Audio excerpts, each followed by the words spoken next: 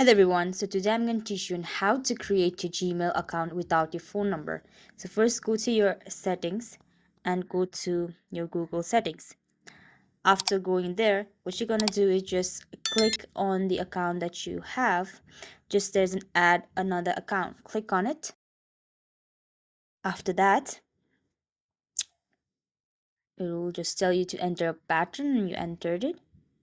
Now you just need to create an account for my personal use. So like this, I'm gonna create a password.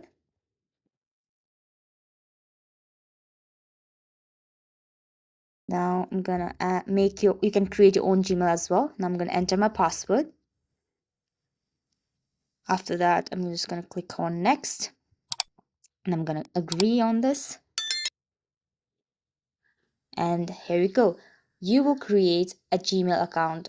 And I haven't used any of my phone number. As you have seen, I've just wrote my name and just my birth date and all, and I have created a Gmail account.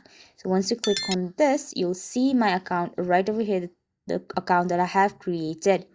So this is how you'll create a Gmail account without your phone number. Thank you so much for watching.